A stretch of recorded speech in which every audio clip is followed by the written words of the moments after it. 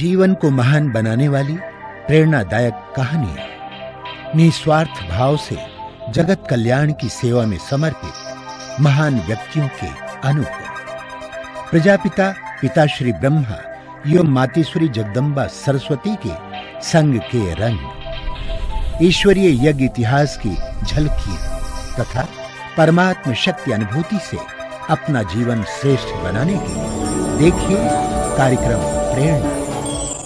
दीपक देता है रोशनी फैलाने की प्रेरणा, फलदायी वृक्ष देता है देने की प्रेरणा, मधुबन देता है महकते रहने की प्रेरणा, महान व्यक्ति देते हैं जीवन जीने की प्रेरणा। आओ प्रेरणा से दें हम सभी को प्रेरणा।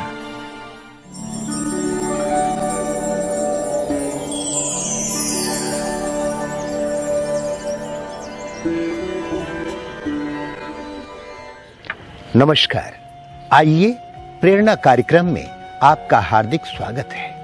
साथियों, इस कार्यक्रम में हम आपकी मुलाकात कराते हैं ऐसी प्रेरणादायी हस्तियों से जिनका संपूर्ण व्यक्तित्व निस्वार्थ सेवा करने और जीवन को दिव्य बनाने की प्रेरणा देता है। ये वो महान आत्माएं हैं जो अध्यात्म के पथ को अपनाकर ईश्वरीय प्रेम का रसपान करते हुए जन जन को ईश्वर के सानिध्य का अनुभव करा रही हैं। हमें आशा ही नहीं, पूर्ण विश्वास है कि आप भी इन दिव्य विभूतियों के अनुभवों से प्रेरणा प्राप्त कर अपना जीवन श्रेष्ठ और सफल बनाएंगे।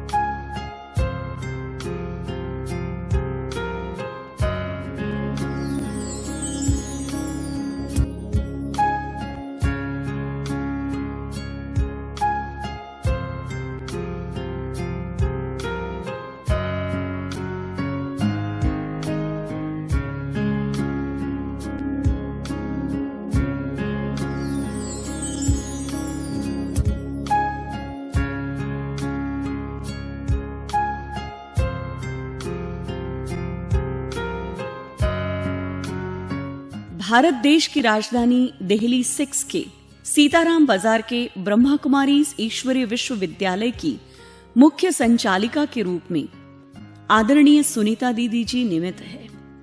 दीदी जी का जन्म 1967 में करनाल, हरियाणा के एक संपन्न परिवार में हुआ। बचपन से ही आप रचनात्मक एवं कला प्रेमी रहे हैं। आप स्नेही, मिलनसार, सरलचित, रचनात्मक एवं गुणग्राही आदि गुणों से भरपूर रहे हैं। सच्चे ज्ञान की तलाश में आपको 1974 में ईश्वरीय ज्ञान की प्राप्ति हुई।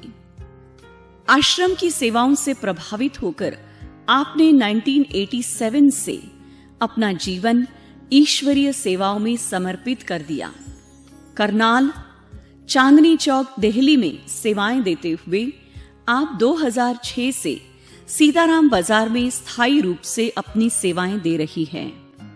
सभी को ईश्वरीय ज्ञान योग का संदेश देते हुए आपने नशा मुक्ति अभियान, अलविदा तनाव, महिला सम्मेलन, मूल्यनिष्ठ आध्यात्मिक प्रदर्शनी इत्यादि अनेक कार्यक्रमों का आयोजन किया।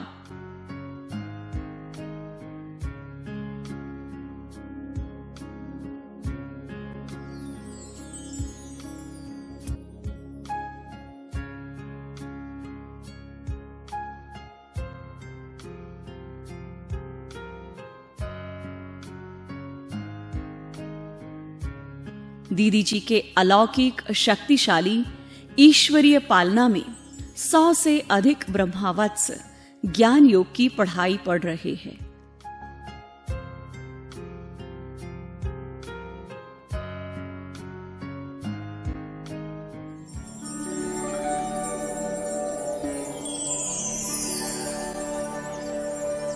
बचपन में लौकिक में जब मैं थी, पढ़ाई में बहुत रुचि थी, खेलने कूदने का भी शौक था। नंबर 1 रहती थी खेलने कूदने में।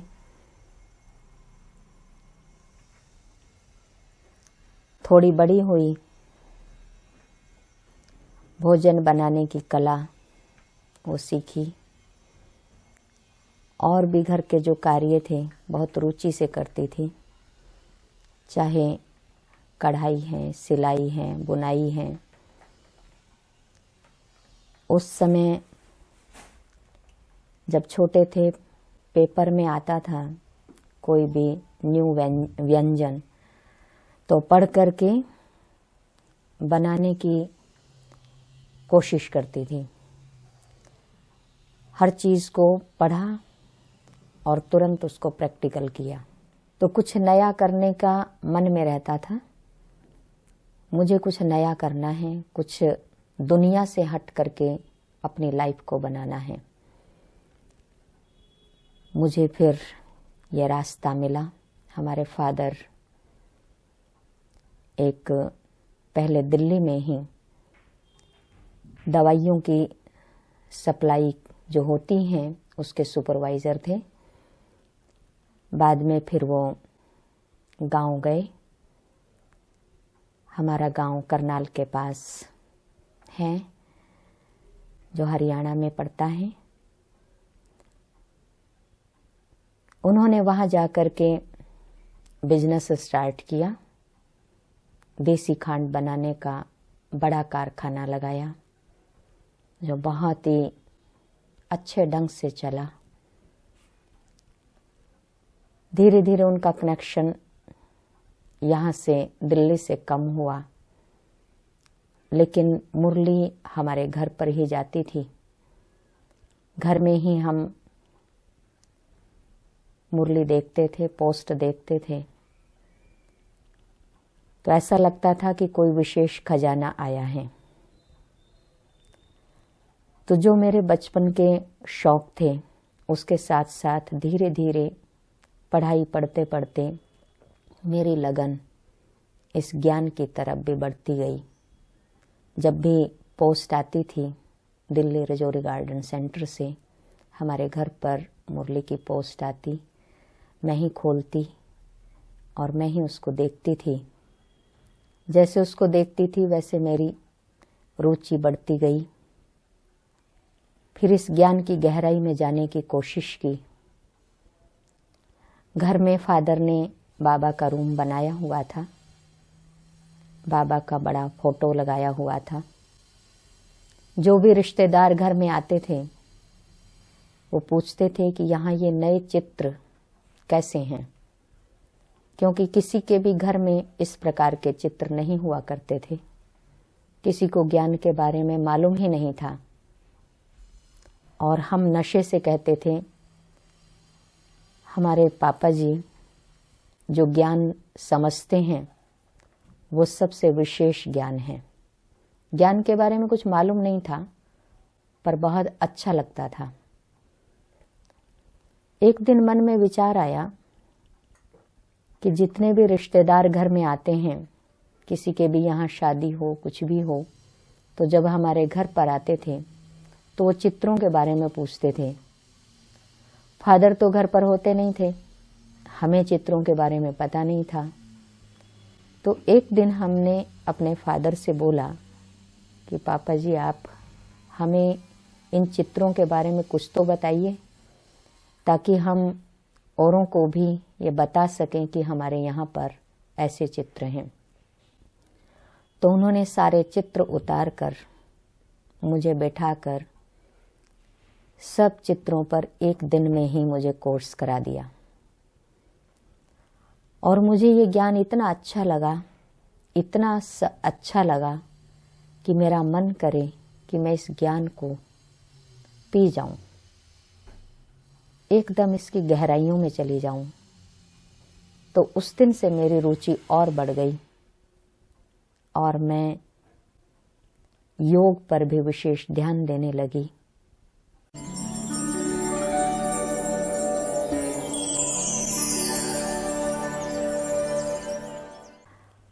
,1987 में जनवरी में 18 जनवरी करनाल से ग्रुप माउंट आबू जा रहा था।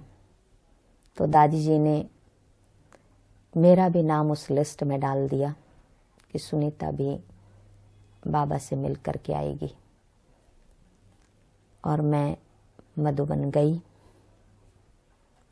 मधुबन में बाप दादा से जो मिलन हुआ वो अविस्मरणीय है।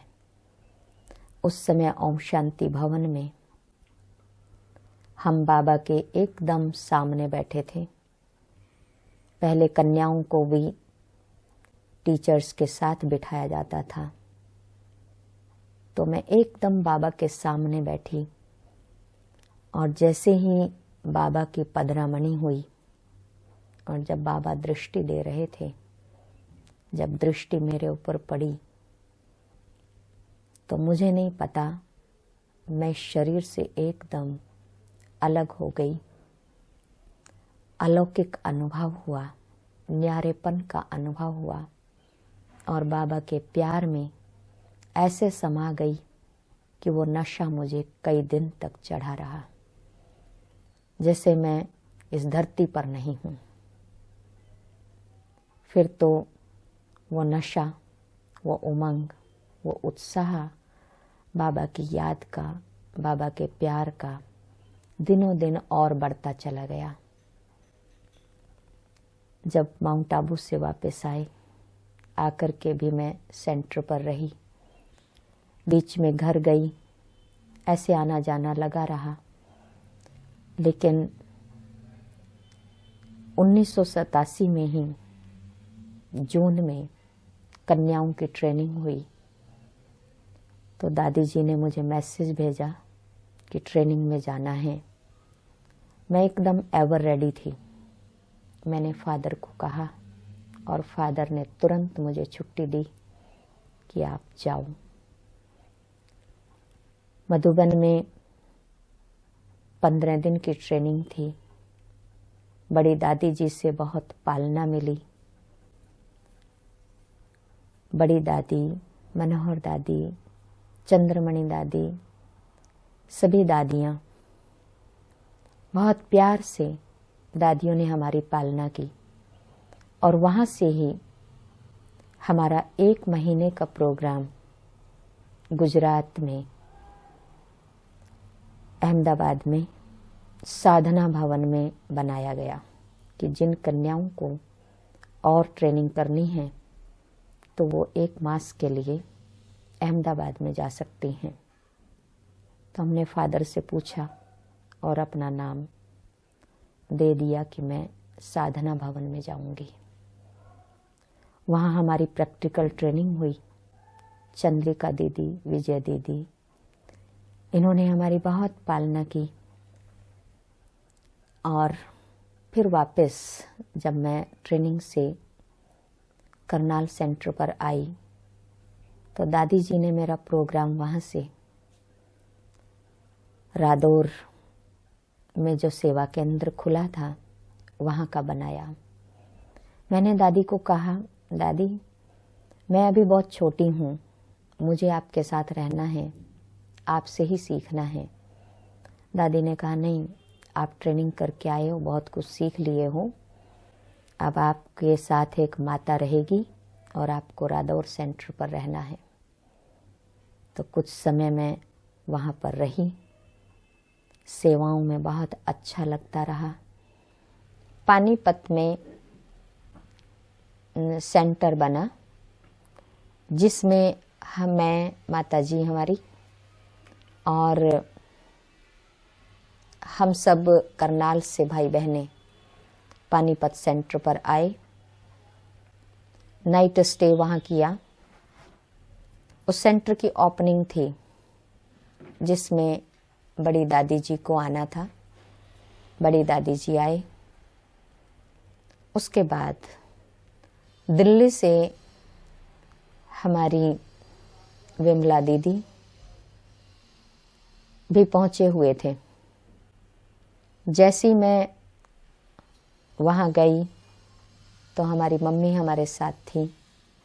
तो मम्मी ने विमला दीदी को पहचाना और कहा, सुनीता, हमारी दिल्ली की एक पुरानी बहन जी आई हैं, आप उनसे मिलेंगे? मैंने कहा, हाँ, मैं ज़रूर मिलूंगी। मन में उमंग था बड़ों से मिलने का। तो जब हम दीदी से मिले तो दीदी ने कहा कि सुनीता, अभी मेरे साथ दिल्ली चलो।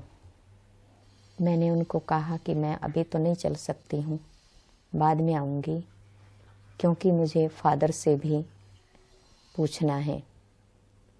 तो बात आई गई हो गई। उसके बाद एनुअल मीटिंग में जब चांदनी चौक से दीदी भी गए हुए थे और उधर से हमारी दादी ब्रज पुष्पा भी आए हुए थे, तो दीदी दादी से मिले और दादी से हमारे घर का एड्रेस लेकर मधुबन से ही पोस्ट कार्ड लिखा और उसमें हमारे फादर को लिखा कि आप सुनीता को लेकर के यहाँ सेंटर पर आ जाएं। यहाँ मेरे लिए वैकेंसी थी, क्योंकि जो इंदिरा दीदी और अमृत दीदी थे वो 86 में दिलशाद गार्डन सेंटर पर चले गए। अब यहाँ पर केवल बड़ी दीदी सुशीला बहन जी और राजकुमार भाई थे। तो एक कन्या की ज़रूरत दीदी को थी। तो जैसे ही दीदी का लेटर घर में पहुंचा तो मैं रादौर सेंटर पर थी। हमारे फादर आए, उन्होंने कहा, ऐसे ऐसे दीदी का लेटर आया है और आपको अभी चलना है। तो मैंने कहा, ठीक है, लेकिन दादी को नहीं बताया। और वो लेकर के मुझे दिल्ली आ गए। और जब दिल्ली आए,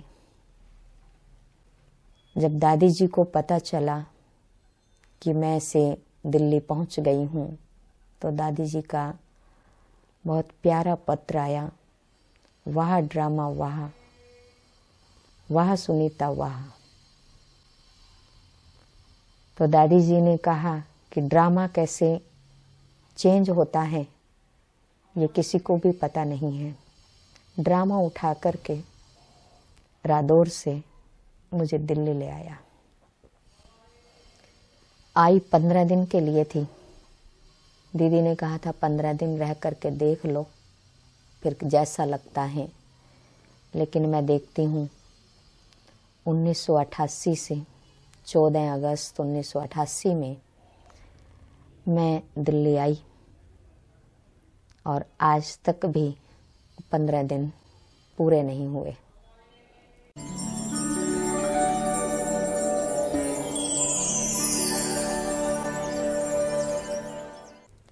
मेरे जीवन में जो ज्ञान की विशेष धारणा है, अमृत वेला मैं कभी भी मिस नहीं करती हूँ। अमृत वेला मुझे ऐसा लगता है कि बाबा वरदानों से मुझे सजा रहे हैं। और अमृत वेले के बाद कभी भी मैं सोती नहीं हूँ। मैंने अपने जीवन का लक्ष्य बनाया है एक बार बाबा ने कहा था कि अगर अमृत वेले के बाद हम सो जाएंगे तो जो आपने वरदान प्राप्त किए हैं वो सब खत्म हो जाएंगे। तो मैंने अपने जीवन की ये धारणा बनाई है कि मुझे कभी भी अमृत वेले के बाद नहीं सोना है। कभी तबीयत ऊपर नीचे हो बात दूसरी है, लेकिन मैं सोती नहीं हूँ। उसमें भी कोशिश करती हूँ कि नहीं सोना है। मुरली क्लास और विशेष मैं ऐसा समझती हूँ, ये धारणा रखती हूँ कि मुझे नम्र होकर चलना है, सबके साथ मिलकर के चलना है। पवित्रता मेरे जीवन का बचपन से ही लक्ष्य रहा है। मुझे पवित्रता बहुत पसंद है, बहुत पसंद रही। मुझे अपने जीवन को पवित्र बनाकर औरों के जीवन को भी पवित्र बनाना है। सहनशीलता ये मेरा विशेष गुण है। नम्रता, किसी ने कुछ बात कही, अगर मेरी गलती भी है या ना भी है, मुझे दादी की वो शिक्षा याद रहती है। दादी चंद्रमणि ने एक बार कहा था कि कितना भी कोई आपको कुछ कहे, आपकी गलती पर भी यदि आपको डांटे तो आप उस समय चुप रहें और उस शिक्षा को संभाल के रख लें। समय आने पर काम में आएगी। तो मैं हमेशा उस बात को याद रखती हूँ कि कैसे मुझे अपने जीवन को सहनशील बनाना है। एक बार दादी ने कहा था, सहन करना ही नहीं, सहन के साथ एक दूसरा गुण भी आ जाता है, शीलता। तो ये नम्रता, सहनशीलता, सरलता, इजी नेचर, हर एक के साथ मैं एडजस्ट हो जाती हूँ। मुझे कोई प्रॉब्लम नहीं होती है मैं किसके साथ कैसे चलूं। हर परिस्थिति में मैं मोल्ड हो जाती हूँ। लेकिन हाँ, जो अपने नियम मर्यादाएं हैं उनका मैं पालन करती हूँ। बाबा ने जो हमें नियम मर्यादाएं बनाकर दी हैं, खुद भी चलना है और औरों को भी चलाना है। सामने वाला कुछ भी करे, हमें बाबा को फॉलो करना है, मम्मा को फॉलो करना है, बड़ी दादियों को फॉलो करना है। ये अपने जीवन का लक्ष्य रखती हूँ। अभी मेरा जो पुरुषार्थ चल रहा है वो ये है कि मुझे किसी के भी व्यर्थ में नहीं जाना है। बाबा कहते हैं कितना भी कोई नेगेटिव आपके सामने आए उसको पॉजिटिव में चेंज कर दो। तो अपने जीवन का लक्ष्य कि मुझे अपने टाइम को, अपने संकल्पों को, अपने खजानों को व्यर्थ में नहीं गंवाना है, उनको सेव करना है। मैं ये पुरुषार्थ करती हूँ जैसे हम चीज़ को वेस्ट नहीं करते, यज्ञ की एक एक चीज़ को संभालते हैं, ऐसे ही अपने संकल्पों को भी मुझे संभालना है। मैंने अनुभव किया है, मैं ज़्यादा सोच भी नहीं पाती, तुरंत स्टॉप हो जाता है, डिस्टर्ब नहीं होती। थोड़ी देर आती है हलचल में, कोई भी बात होती है, लेकिन तुरंत अपने को संभाल लेती हूँ। ये मेरा पुरुषार्थ चलता है। बाबा तो कहते हैं एक सेकंड भी ना लगे, तो वही मैं स्थिति अपनी बनाना चाहती हूँ, बना रही हूँ। उसके ऊपर विशेष अटेंशन है कि मैं बिल्कुल कैसी भी परिस्थिति हो हिलूं नहीं। और अंतिम समय का यही मेरा पुरुषार्थ है कि मैं एवर रेडी हूँ। मैंने देखा है जब कोई सेंटर बनाते हैं या कुछ होता है तो उसमें अटैचमेंट हो जाता है। मैं अपने को ये महसूस करती हूँ, आज भी मेरे को कोई दादी या कोई भी बड़े मुझे आज्ञा देंगे कि आप यहाँ से कहीं और चले जाएं, मैं एकदम एवर रेडी हूँ। मैंने अपने आप को चेक किया, मेरा कहीं भी अटैचमेंट नहीं है। डिटैच और बाबा की याद में बस अंतिम समय आए। यही मेरा अंतिम समय का पुरुषार्थ है।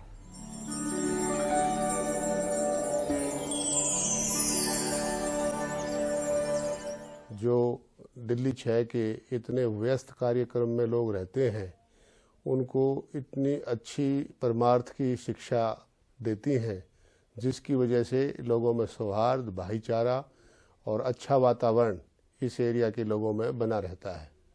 दीदी जी, आप तो जैसे आफताब हैं। दीदी जी, आप तो फूलों में जैसे आफताब हैं। हर पल ज्ञान सुनाने को आप बेताब हैं।